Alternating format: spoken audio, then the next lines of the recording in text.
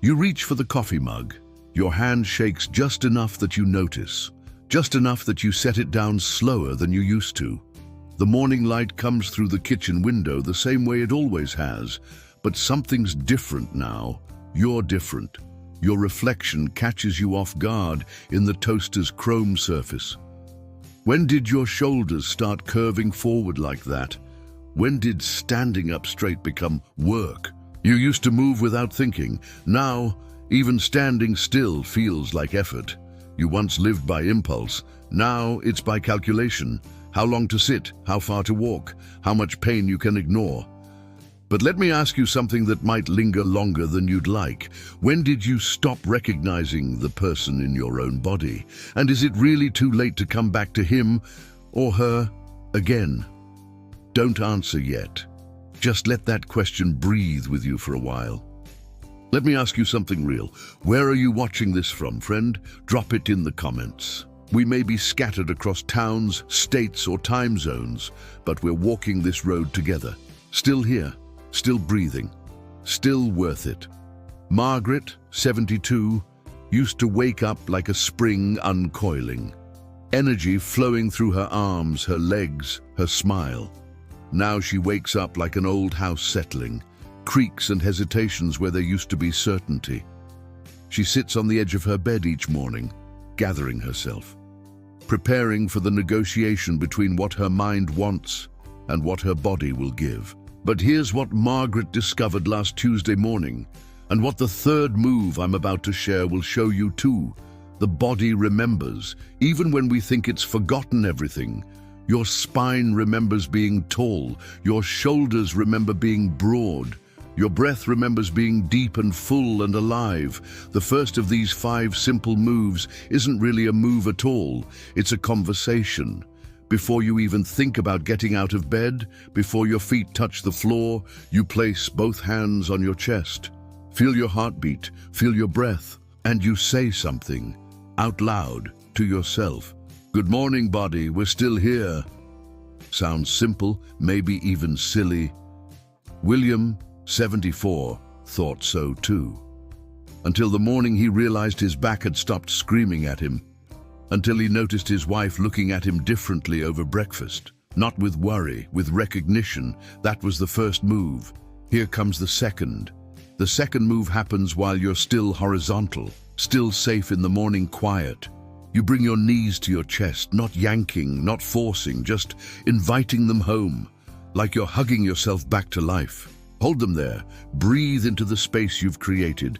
Feel your lower back release against the mattress. This isn't about flexibility. This isn't about looking like you did at 40. This is about telling your body, in the gentlest way possible, I still care about you. I still believe in us. Rock side to side, just a little, like you're a boat on calm water, like you're being held, because you are being held by this moment, by this choice, by the radical act of treating yourself with tenderness. The third move will surprise you. You roll to your side, the side that feels easier today, and you pause there. You're not getting up yet. You're just transitioning. Like dawn doesn't rush into day, like seasons don't shove their way into each other. In that sideways pause, you realize something profound. You've just spent 10 minutes with yourself, 10 minutes without demands or expectations or the weight of what you think you should be doing. 10 minutes of pure presence.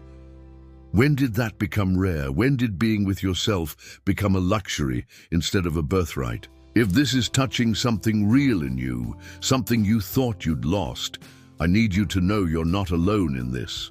There are thousands of us choosing gentleness over force, choosing presence over performance. Hit that subscribe button if you want to keep walking this path together. But more than that, tell me in the comments, what does your body need to hear from you this morning? Let's not go silent on each other. Sarah, 68, used to garden for hours. Hands in the soil, back bent over tomato plants, completely lost in the rhythm of tending and growing. Now the garden feels like a memory behind glass, too far away, too demanding. But the fourth of these 5 moves I'm sharing changes everything about how we think about reaching and bending and asking our bodies to dance with us again. You're sitting on the edge of your bed now, feet flat on the floor, hands resting on your thighs. This is where most people rush, where they push themselves vertical and wonder why everything protests. But you're different now. You understand patience. This is the 4th move. You place your hands on your knees and you lean forward just an inch, just enough to feel your spine lengthen, your breath deepen. Then you sit back up. That's it. That's the move. You just taught your body that forward motion doesn't have to mean strain. That reaching doesn't have to mean pain. You do it again, a little more this time, like you're bowing to something sacred, and you are. You're bowing to resilience, to adaptation, to the miracle of a body that has carried you through decades of laughter and heartbreak and ordinary Tuesday afternoons. Now comes the 5th and final move, the one that will make you believe in mornings again. Standing up becomes ceremonial, not the quick jerk from sitting to vertical that leaves you dizzy and defeated, but a slow unfurling, like a flag being raised, like a flower opening to sun. You press your hands into your thighs, feel the strength in your arms, let them help carry you up. Halfway up, you pause, right there in the in-between, neither sitting nor standing, but something else entirely. Becoming. You feel the muscles in your legs remember their job. You feel your core wake up and join the conversation. And then, when your body is ready, when everything is aligned and willing, you rise. Not because you have to, but because you can, because you choose to, because standing up straight at 72 is not a given. It's a gift you give yourself every single day. Robert, 79, called me last month.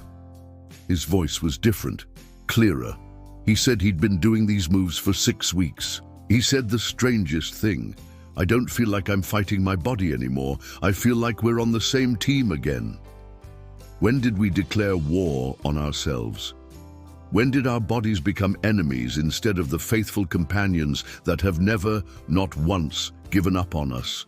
These aren't exercises, they're peace treaties, signed each morning, renewed with each gentle movement, honored with each breath that says, I'm still here, you're still here, we're still here together.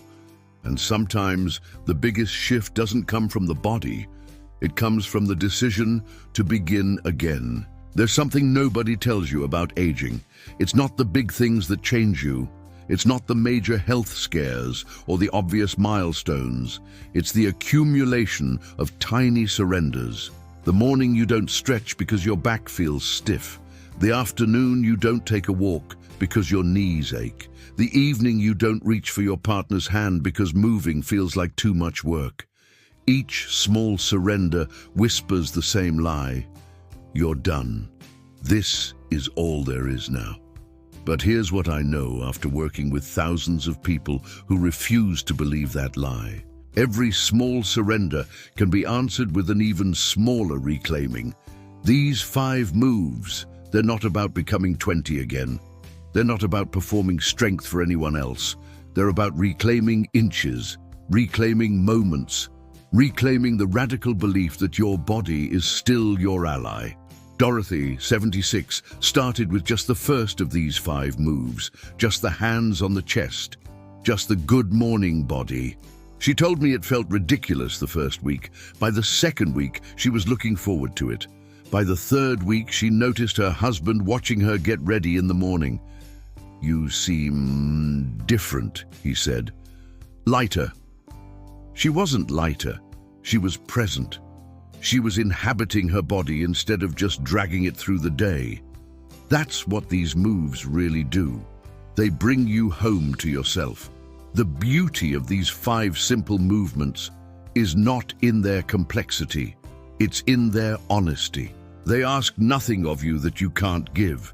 They promise nothing except this, a conversation with your body that starts with respect instead of disappointment. A morning ritual that begins with acknowledgement instead of assessment. A way of moving through the world that says, I am still becoming, I am still capable of tenderness toward myself, I am still here, and that still matters. When you've completed all 5 moves, when you're standing in your bedroom or your kitchen, when you've given yourself this gift of gentle attention, you'll notice something. The day feels different, not because everything in your life has changed, but because you've changed how you meet it. You've started your day as a friend to yourself instead of a critic. You've honored your body instead of betraying it with impatience. You've remembered that strength isn't about forcing, it's about showing up. It's about choosing again and again to treat yourself like someone worth caring for. Before you go rushing into your day, before you get pulled into all the things that demand your attention, take a moment and subscribe if these words are landing somewhere real in you. Hit that bell so you don't miss what we're building together. But more than that, I want to hear from you. In the comments, tell me, what would you like us to talk about next? What part of this journey are you walking that you'd like some company with? Are there mornings when getting out of bed feels impossible? Evenings when you look in the mirror and don't recognize yourself? Moments when you wonder if the best parts of your life are behind you? Share your story. Suggest our next conversation. Let's keep showing up for each other. You're still here, and so am I. And that's not nothing. 3 months later, Margaret calls her daughter. I have something to tell you, she says. I've been waking up differently. Her daughter waits, expecting news about doctors or medications or the 100 small catastrophes that punctuate life after 70. I've been waking up, grateful, Margaret says, for this body that has carried me through everything, for mornings that still come, for the chance to begin again. There's silence on the phone. Then her daughter's voice, soft and wondering, Mom, you sound like yourself again. Like herself again, not like her younger self. Not like who she used to be, like who she is now, fully inhabited and unashamed. That's what these 5 moves offer.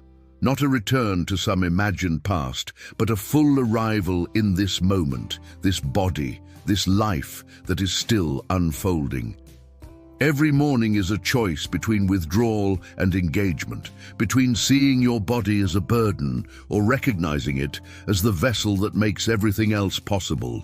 Your laugh, your touch, your presence in the lives of people who need you to stay present in your own.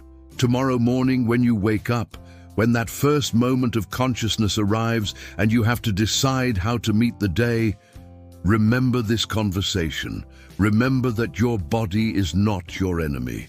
Remember that gentle movement is still movement. That small choices accumulate into large transformations. That showing up for yourself is the foundation of showing up for everyone else. Place your hands on your chest. Feel your heartbeat. Say good morning to the body that has never once stopped believing in your survival. And then, with all the tenderness you can muster, begin again. What small thing will you try tomorrow to tell your body, I still care, you're still here, and you're not done?